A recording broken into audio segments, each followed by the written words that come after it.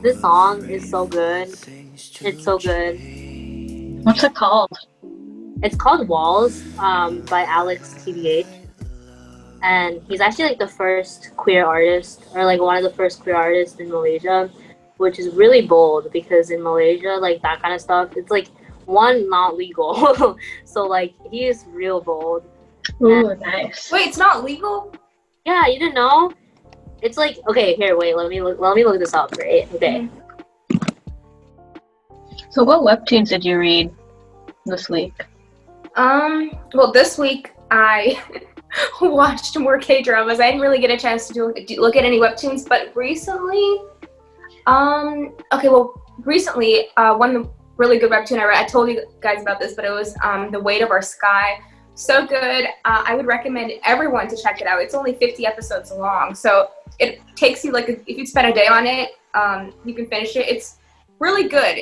It's a historical webtoon, and it kind of talks about the riots that occurred in Malaysia. I think it was like the 1950s, and it talks about a character who has OCD and she's going through these riots, and it's just the way they portray OCD. Yeah, It's I like think Moon read it too. yeah, it's like really realistic, and it like usually when mental illness is portrayed, it's not portrayed in the manner that it feels, and so readers like who haven't experienced that kind of thing, they don't feel like it.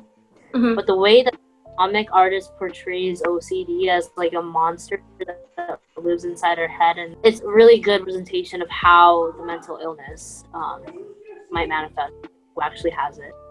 Yeah. What about you, Rain?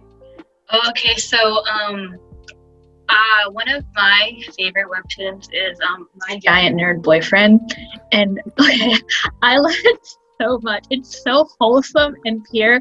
So it's basically like a slice of life and a gag webtoon. It's like a gag comic. It's a slice of life gag comic, and the author it like the name suggests, it's about like an actual like real life couple, and it's the author she like basically each episode is like really short.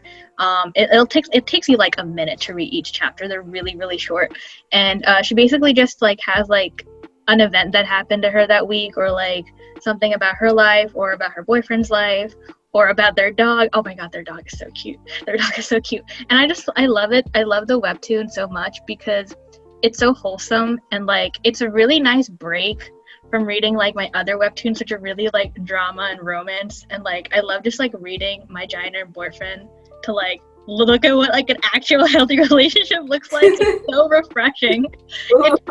It's so refreshing and funny and just pure wholesomeness. And in addition, if that's not enough to sell you, it also talks about some really really relatable experiences. So like the boyfriend, I think he talks about like his issues with his dad abandoning him, and like how that trauma is still there, and like the way the artist and author like presents that as like it's like you said, like the monster, it's like a giant centipede that like kind of curls around, but like there's so many relatable experiences, like, you know, like jobs and like marriage and like drama, and there's just so wholesome and pure. I love it so much. It just makes me smile. Speaking of wholesome and pure, I was on the treadmill and I was watching a show, and it had this really wholesome scene, but it was so sad, and I started crying. And like, imagine on the treadmill crying. Oh no. Everyone has to experience it. It's a completely different experience. You're like watching a show. You're like, oh my gosh, that's his father. He doesn't know it's his father, and then you're like crying while like running on the treadmill. It is a whole different experience. Oh, that's great. This comic is called Anara Sumanara, and it's so good. It's so good. It's like growing up and like how the magic like of childhood kind of fades away as you grow up. It's really good. Have you guys ever felt that as a kid? Like you're watching these shows about, you know, losing your imagination as a kid, and you're like, when I grow up, I'm never gonna be like that. I'm always gonna be imaginative, and then yeah, here we are. I like felt I was like I read it when I needed to read it. if that makes sense. So in the book, in the comic, a golden ticket serves as like an invitation to invite magic back into your life and to basically pursue your dreams again and to welcome back your childhood self. And so in the ending is like it's kind of like a sad ending, but as it floats away, as the novel floats away, the artist basically leaves like a mailbox with an invitation for the reader and asks the reader like, are you gonna take the invitation or not to be like yourself? And like I read it when I needed to read it, and I think it was just such a good experience reading it. It was really good. Ooh, it sounds kind of like Little Prince. I don't know if you guys heard of it. It's kind of a similar story. It's imagination versus like the school system that doesn't really teach you anything really. So yeah, I'll definitely need to check it out. That sounds like something I would want to read. So you mentioned all of these like webtoons and shows, but like one of the other webtoons I really want to talk about is True Beauty. So yes. How do you guys feel about True Beauty? Like, how were you first introduced to it? Actually, I think True Beauty was one of the very first webtoon I read, like on the platform. Okay, well, first of all, the way I heard about webtoons is they kept on posting those like ads, and they're super dramatic, but they're like, they kind of pull you in. You're like, ooh, what is this? So then eventually I found out that webtoon was kind of like, it's similar to like the YouTube of comics. You know, like anyone can start, and if their comic does well, then they can get an actual deal, which I thought was super cool for artists out there. But yeah, True Beauty was like one of the first ones that kind of caught my attention just because it's so real, you know what I mean? Like it's about a character who doesn't find herself pretty, but she eventually kind of finds empowerment through makeup. So that's kind of how I found out, through ads. What about you, Rain? Oh, me? So I think you were the one. Oh yeah, I forgot. Star, you were like, because I also saw the YouTube ads, but I did a better job of like not paying attention to them. And then Star here was like walked up to me and was like, Rain, you had to check this out. Read this. And I'm like, okay, I'll read it. And then began my downward spiral. Yeah, you guys pulled me in. Like whenever we were at lunch, you'd always talk about True Beauty. And eventually I remember I was like, what are they talking about? It was like, you were like fangirl over like, oh no, but Suho, oh no, but Seojun. And I was like, I gotta check this out. Like, so I did.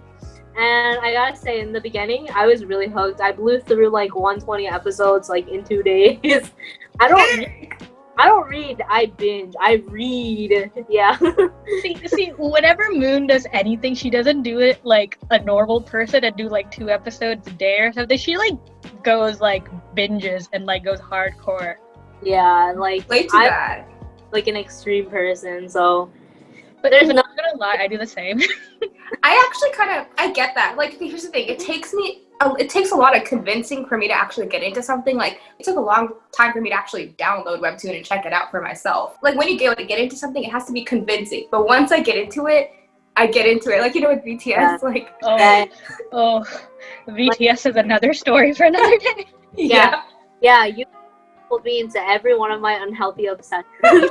I'm sorry. I'm so sorry. Not every one of them, but like, I have too many unhealthy obsessions now. But it's okay. It's okay. It's the light that keeps us going. It's the light that keeps us going. Like, I love True Beauty. I'm a little unsure of where it's going right now, but you know, I'm gonna keep reading it. And speaking of where it's going right now, spoiler alert for the recent chapters of True Beauty. If that bothers you, skip ahead to whenever, or just read the webtoon and come back. I don't know, whatever floats your boat. Okay. So the basic premise is that Jugyeong, the main character, she feels really unconfident about her natural beauty, mostly because of the society around her. She doesn't think her bare face is the most prettiest thing. You know, the way she dresses, the music she listens to, you know, like she doesn't really have that much in common with what typical standards for, you know, the pretty and popular girl would be. She learns how to do makeup and she kind of finds empowerment through that. But then she meets Suho, which is like our male lead, I guess. We'll have to figure that out. But yeah, one of the male leads, she meets Suho, and they both have a lot in common. They get along well. They read the same comic books, and Eventually she finds a friendship in him, and then she also meets Seojun, who's our other male lead, and I guess they get into a romantic relationship, and they kind of learn along the way how to get past any miscommunications, and also she learns to come past her fear of showing her natural face to him, while Suho, on the other hand, has seen her real face. That's how he met her, but he moved away, and so the drama unfolds afterwards. It's not so much about true beauty, it's more about, I don't know, like... Yeah, now it's more about the drama. Yeah, pretty much. So, in the last couple of chapters of True Beauty, and just like where the story has been progressing like naturally, how do you feel about the relationships between Jugyeong, Suho, and Seojun? I'm just waiting for Jugyeong to get more character. I really liked how her initial character development started off, and I really enjoyed her development, like with her relationship with Suho. Like, not only was it like romantically, it's cute, but also I felt like it was good for her. You know, like it instilled confidence, and like I feel like that's how you should be happy with yourself before. Like, you should love yourself before you like seek out a relationship. But I felt like just their platonic relationship was just really good for both of them. Yeah. And like I just want Jugyeong to find herself again and like try to push herself a little bit more to accomplish her own goals before she tries to go deeper with like a romance like relationship. But maybe that's just like my own personality talking, or like our personalities talking, because full disclaimer, I've never been in a romantic relationship. None of us have. None of us have. But I just think, based on my reading and extensive fictional knowledge, yeah, like I'm excited for where it's gonna go, basically, and I hope it goes somewhere else than just romance. I know we said like we wanted to go away from romance, and I totally agree. Like, I think Julia needs to like work on herself first, and like Suho and Seojun also need to work on themselves first. Like, every one of them has some issues they need to sort out. They just have issues they need to sort out and like get themselves stuck together. But if Jugyeong does end up in a romantic relationship, who would you want her with, Suho or Seojun? Wait, let's take a vote. Okay, yeah. Star, who's your vote? I don't, at this point, I really don't know. But who do you feel is better? What does your heart say, Star? Here's the thing. I was on Team Suho in the beginning, but now I'm just kind of on Team Jugyeong ends up by herself. Like, at this point. Oh my god, I love that. Be a free woman and just... My sister was reading True Beauty, and then she was like, I think Jugyeong is a bum, and she Oh my gosh. she was roasting Jugyeong for like how like in the beginning she was so ambitious, and like she was like a totally different person, you know what I'm saying? Mm-hmm. Yeah. But I'm Team Suho. I'm also Team Suho. Yeah. I would like to add that I actually, just from the style of the narration, I do think that the author eventually is going to make it a full circle back to like Jugyeong finding her true self. I think, okay, here's one thing I've noticed, especially as someone who over the years has changed from not caring about her appearance to caring about her appearance. Like in middle school, you know, we all went through that phase. We're like, I don't care about how I look. I'm special, blah, blah, blah, blah, blah. I'm not like other girls, you know, like we all go through that phase. But then eventually you're like, it's okay to care about your appearance. Like, that's okay.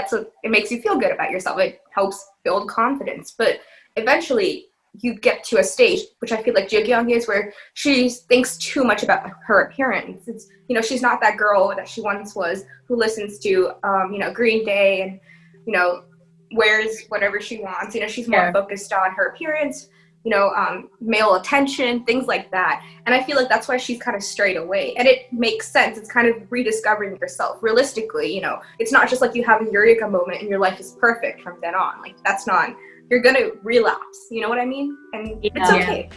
That makes sense. Learning.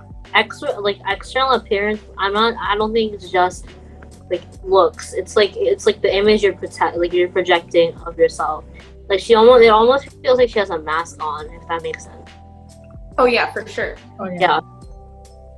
Yeah, and I think with that idea of the mask too is like in the beginning of the webtoons, like it like she knew she had a mask on and she was in control of when she was like put the mask on and when she like put on and when she took it off, and like she was really aware of that. But I think now it's like she's constantly wearing a mask and she doesn't even know it, which I think is really unhealthy. Yeah, but like I want to see like how she progresses. Like I think like if it was like I think if it's executed well, it would be like a really interesting like narrative story. Yeah.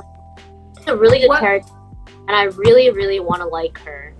I really want to like her because like she's representative of how a lot of people feel and how a lot of people like see themselves. Mm-hmm. Yeah. One thing I want to know from you guys is, I mean, you guys are Team Soja as far as I recall. So what made you guys always Team Suho? I was always Team. Oh, you were Team Soja. Okay, cool. That's I was Team Seojun. Yeah. Okay, yeah. So okay, here's the thing with Suho, like, and Seojun has his own problems too. But I feel like what Jugyeong right now is doing with Seojun, that's what Suho has been doing with Jugyeong. Basically, he's idolized her. He's kind of made her this personification of, you know, all the happiness in the world, which doesn't really make sense. You know, like I feel like the main theme that's reoccurring is they're looking at external sources for happiness, and that's kind of something they need to sort out, which is why I don't feel like Suho and Jugyeong, I mean, they could work out just because they get along well, but I feel like in the long run, it's more healthy for her to be with Seojun because that relationship is someone you can grow with. Like, they have misunderstandings, but I feel like they learn how to kind of get around those misunderstandings, and I feel like that's very important, you know? Because in the beginning, it's always going to start off perfect and all. Like with Suho and Jugyeong, it might start off super perfect. Like, oh, you know, we get along well, blah, blah, blah, blah, blah.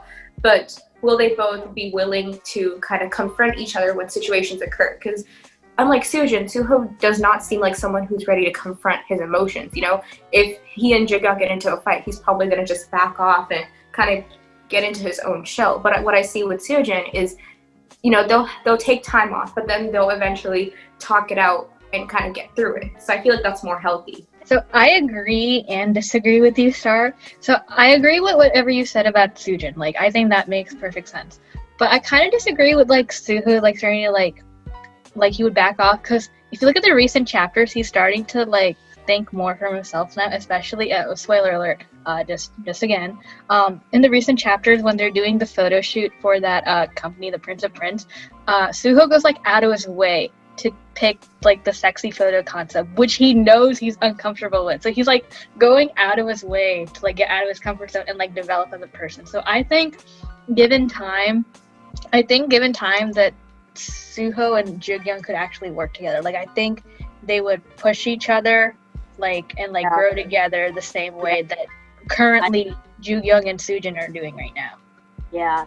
And I think, like, especially because Suho's just been reintroduced back, you know? So, like, all we know is he had a hard time without, like, those years that he was apart. And, like, I feel like there's a lot more to him that hopefully we'll figure it out and find out. And I think that, in the end, I feel like he is going to end up with Jugyeong. And also, okay, side note, this is, like, really side note, but, like, the artwork is just beautiful. Like, it is. The clothes of Suho and then Seojun are just so good. And yeah, okay, but Suho I think is gonna he started out knowing her, like all of her, like not all of her, but he knew like she was hiding something, and like he accepted that. I'm not saying Seojun wouldn't accept it, but he didn't start out with everything. He just started puts out. Mm-hmm. Yeah, I will say though, Brian, I don't know if the photo shoot concept was the best example because I feel like Suho just did that for Jugyeong to notice him more. Okay, yeah, fair enough. So, I mean, okay, the thing about like Suho, like seeing her at, I guess, her most vulnerable stage or bare face, I mean, sure, that kind of shows that he's not judgmental, but if you see that Seojun was not judgmental either when he found out what her real face was, and I feel like that was kind of a more organic development of their relationship, just because, you know, Jugyeong's battling not wanting to show her real face, but also eventually having to show it. And he's trying to figure out like, oh, what's wrong? Why is she being so distant? So I feel like them overcoming that is more impactful than just Suho being the dude who just knew her all along. Like, I mean, that's kind of a very common trope, so I know she's eventually going to end up with Suho. Like, they've set him up to be the male lead, but... He fell in love with the external part and then discovered, like, who she is. If you're starting out with, like everything laid out, like, he accepts that she's hiding something, Suho. I don't know.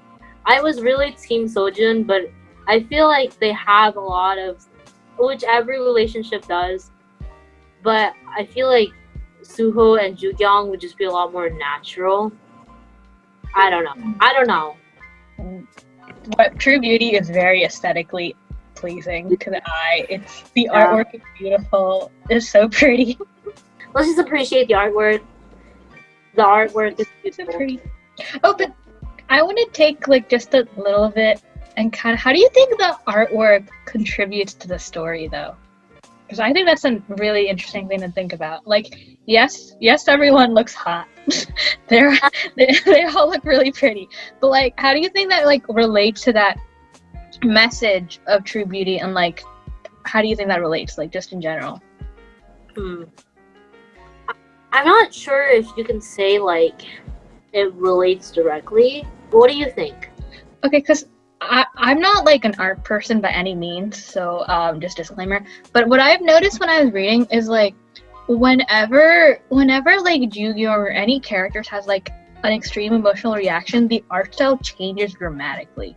Like, oh yeah, right? Like it either becomes like anime-esque, like with the gags and everything, right? Especially with like Jugyeong freaking out, she like goes woof, right? So like I like there's that, right? But like another thing I've noticed is like when you have like really intense emotions, or like the lines get darker, or like the line art becomes darker, or like it becomes more like gaggish or like anime-esque. And I thought that was really cool because it was kind of like the art style reflects the emotion, and like most of the time those are inner emotions. So like your inner emotions are like such a mess and so outlandish, but when you're with other people it looks so pristine. So that also like kind of ties back into that idea of your like internal self versus your external self.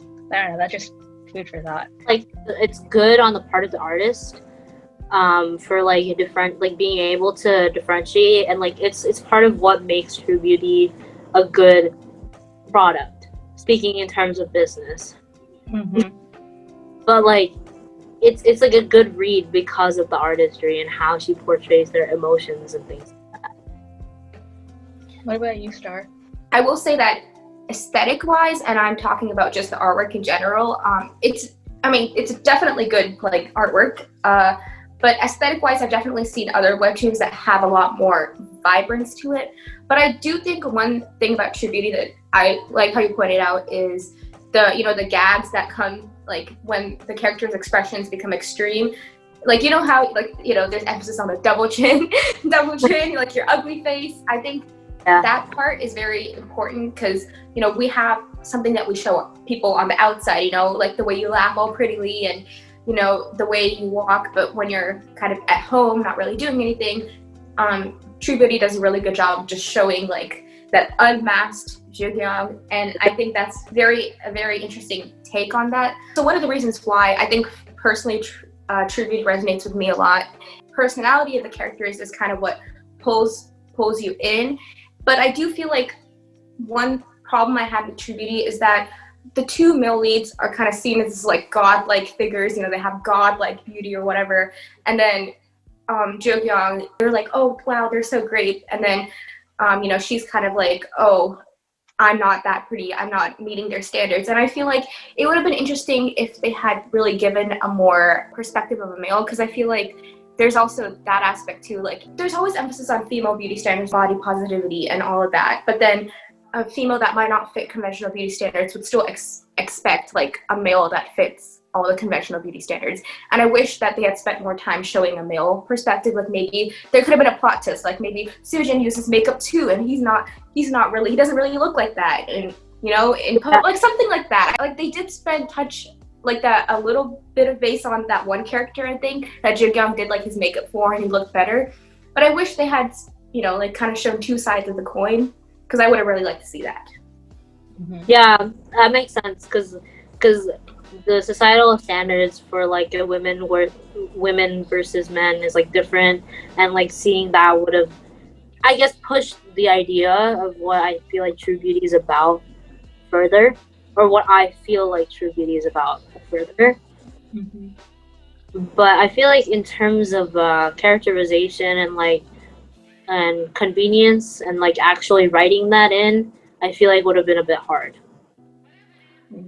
I don't know. So I know I've mentioned this K-drama in the past to you guys, but it's called My Idea is Young and Beauty. It takes a similar approach as True Beauty, but it's about a character who does plastic surgery, and she goes to college, and she meets people who saw her face before plastic surgery, and it's kind of her battling her own true beauty. That show has a lot of subplots, and it's, you know, it's a drama. It's like it only has a certain designated amount of episodes, while True Beauty can go on and on. You know what I mean? So in that drama, they have a lot of subplots that focus on characters, you know, who deal with eating disorders, you know, who deal with their own issues. So I feel like True Beauty could have definitely taken that route. You know, subplots are always a great addition, and it also makes you less annoyed by some of the main characters.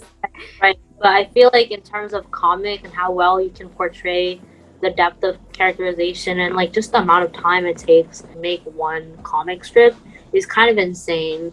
Especially for like more detailed ones. I'm not sure like exact timing for like True Beauty, but I really feel like yes, you could have done it, but also like artists, like perfectionism is a big theme among artists, and like whatever you do put out, you want it to be perfect, and you don't want to compromise quality for quantity, and like, you know, whatever issues the artist might have had, or maybe this is just what she wanted to do. Speaking of that idea of like male and female beauty standards, like what do you guys think about the idea of pretty privilege? Okay, do you guys all think it exists? Let's take a vote. So, what, Rain, do you think it exists? I think it does exist, but I haven't had any experiences with it, so I don't think I can give much commentary on the subject. Okay, what about you, Moon? Yes, I do think it exists. Me too. I think it exists too. Well, okay. I think the main thing about pretty privilege, so when we say societal stuff, I think it also has to do culturally too. Depending on the area of the world, specifically, since we're all South Asian, there's a huge emphasis on being more fair-skinned, and this is seen in our media, literally in Bollywood. Like, most of the female actresses are fair-skinned, or even half your. I mean, these days they're getting a little better at it, but yeah, all of them technically. The main ones on screen, all of them, and some of them are even half European. Like, there's some actresses that are not even Indian either. Yeah. So, yeah, that's another thing. Have I personally experienced it? Yeah, I feel like there have been times when certain judgments were made, and the reasoning might have not been you're not pretty, or you don't look a certain way, but I'm pretty sure the undertone would definitely have to do with, you know, presentability and how you look, and do you fit the mold that they're looking for. I think that's the main thing about pretty privilege. Like, it's not explicit. In some places it might be explicit, but in a lot of scenarios it's more subconscious. You know, people might not think, you know, to themselves they might not be like, oh, that's not the reason why, but really subconsciously it could really be that you don't fit a certain mold. So something to look at. Yeah, that makes sense, because like no one's gonna like straight up and like say like, oh, I'm choosing you because I think you're prettier. Mm-hmm. Like, it's more of like humans' minds just tend to have a better reaction to things when it's aesthetically pleasing, or when it matches their descriptions of beauty, and it's like it gives people like an unfair advantage sometimes. And like whether that's within job application, or maybe like because we're in university, like officers and like leadership positions and stuff like that, club organizations, I think it definitely plays a huge part, and I think women and females are especially impacted by unfairly 100% unfairly held to like higher standards in terms of pretty privilege and appearance. And even though like it's getting better and people are becoming more conscious of it, I've definitely seen, and I've called people out. I've like seen people calling each other out. It's getting better, but it's still there. So yeah, definitely. I think that too. I think I don't know. It's definitely like 2020. You know, with the meaning of what feminism is definitely evolving, and what femininity is. But I feel like in the past, being a female meant a certain thing. You know, you had to look a certain way, paying more attention to how you dressed, paying more attention to detail. And I think the idea was that when you see someone who doesn't fit the general weight standards, might not fit the general beauty standards, they might be perceived as lazy or, you know, not as bright. I was actually watching a video on like psychology, like how like different aspects of like whether it's your posture or like body language or even like the color that you're wearing that day has an impression on the person like subconsciously. Like for example, red, even like, okay, did you know this? Like standing with your feet apart apparently means like you're more confident in yourself and like you have, it shows, it's more of like a power display. I don't even know why. Like, why is standing with your feet apart like? Oh, because okay, so I read something about like that too. So whenever you like cross your arms or like you have a closed posture, it shows like you're really guarded and kind of insecure, right? So it's like a subconscious like body language thing. But like if you like stand straight and like you just naturally you project more, like your presence just projects more. And like also I guess like with good posture you appear taller, so it's kind of like an animalistic thing, like you appear taller and more menacing, I guess. I also heard that it's like domain, like I don't understand, like marking your territory, like like wider, have more territory. And like even it comes down to the color that you're wearing, and like all these, it's kind of insane that all of these things that you don't even think about, you don't even have control over, sometimes can make a difference in things that happen to you. Yeah. I agree with especially with the posture part, because I personally experienced it. Actually, I had horrible posture in middle school, and middle school was one of the most insecure periods in my life. I thought my horrible posture had to do with my backpack, and I'm pretty sure, you know, to some extent it probably was like heavy textbooks. Like I slouched so much, but over the years I have learned to gain more confidence, and my posture has improved significantly, but I still carry like heavy backpack, you know what I mean?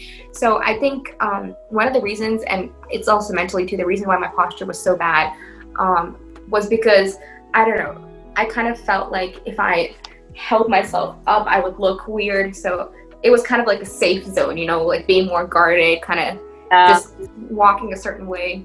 Your eyes are having to meet anyone else's eyes, and especially like I feel like because I'm shorter, I feel the need. I read about like short people psychology. And like apparently short people feel like greater need to assert their power, and it's true. I heard that like tall people, they sometimes feel the need to kind of be a little bit more like lower. And I feel the need to like even like accomplish more, and like, which makes no sense because of my height. Like that makes no sense, but I feel like I hold myself to higher standards, or not higher standards. It's a contribution of factors, different factors. It might not just be your height, but you know, it plays a role. Right. Like yeah. It's funny, like how things you don't even think about, or how something you can't even control. So, like like how a person views you is not up to you.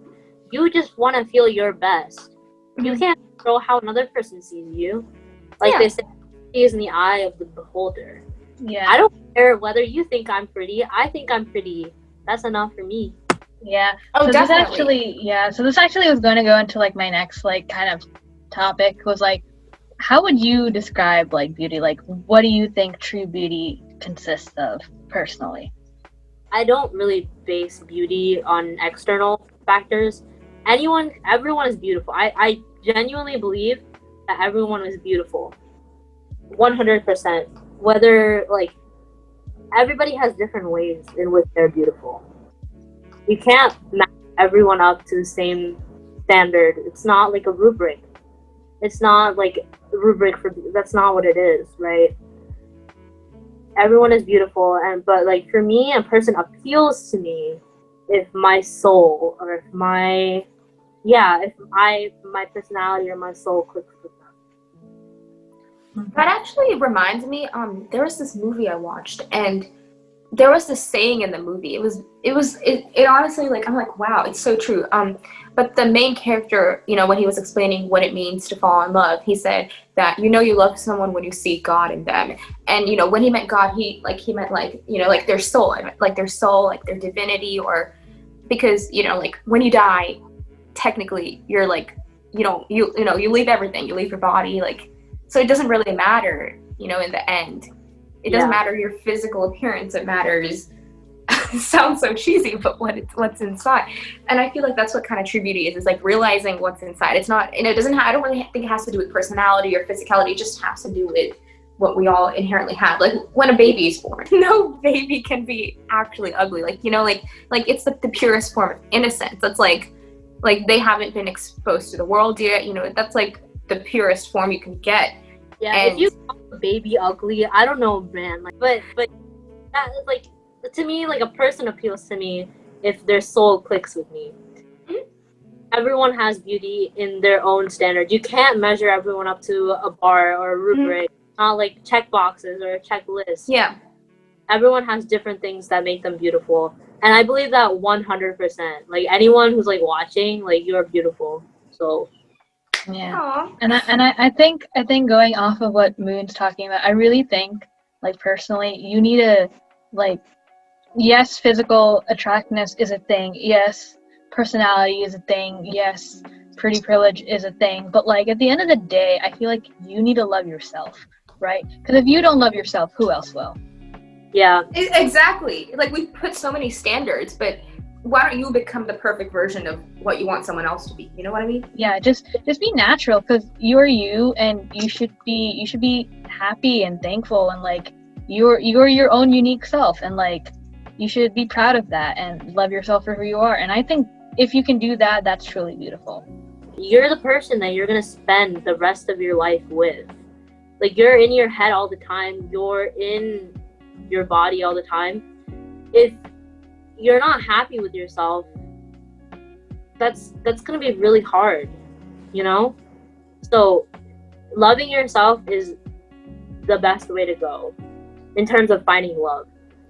I also think, I kind of think of it from this perspective, like if another version of me from another dimension came and met me, I want that version to like this version of me, you know what I mean? And like, if that's improving, and if that's self-improvement, and like going after whoever you want to be or achieving your goals, your dreams, like, then do that. If that's like learning to accept everything, then do that. Like, you know, like loving yourself is the first step to anything. Yeah. It's more important than learning how to memorize physics formulas.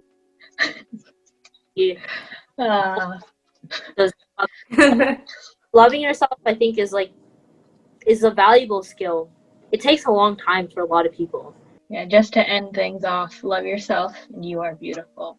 And that's a wrap.